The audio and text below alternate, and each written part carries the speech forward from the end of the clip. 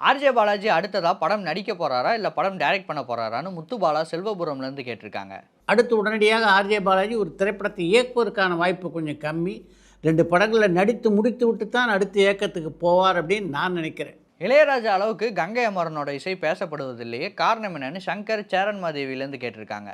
கங்கை அமரன் மிகச்சிறந்த இசையமைப்பாளர், அற்புதமான பாடலாசிரியர், அதில் யாரும் மாற்று கருத்து கொள்ள முடியாது. ஆனால் இளையராஜாவோடு ஒப்பிடும்போது இளையராஜாவுக்கு சரிசமமாக கங்கை அமரன் எடுத்துக்கொள்ள முடியாது இல்லையா? அதனால தான் இளையராஜா அளவுக்கு அவர் பேசப்படலை. ஆனால் இசையமைப்பாளர்களில் அவருக்கென்று ஒரு தனி இடம் இருக்குது. அதை பற்றி எல்லாருமே இன்றைக்கும் பேசிக்கொண்டு தான் இருக்கிறார். ஜெயிலர் 2 படத்தை ரீஷூட் பண்ண போகிறதா தகவல் வருது. இது உண்மையான மைக்கேல் சடையபுரம்லேருந்து கேட்டிருக்காங்க.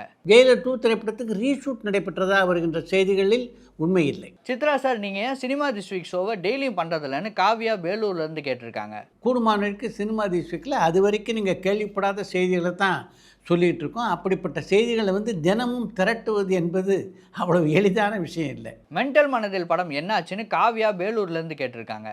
மென்டல் மனது படத்துடைய படப்பிடிப்பே இன்னும் முழுமையாக முடிவடைந்ததாக தெரியல. அது முழுமையாக முடிவடைந்ததுக்கு பின்னால் தானே அந்த படம் வெளிவரும்.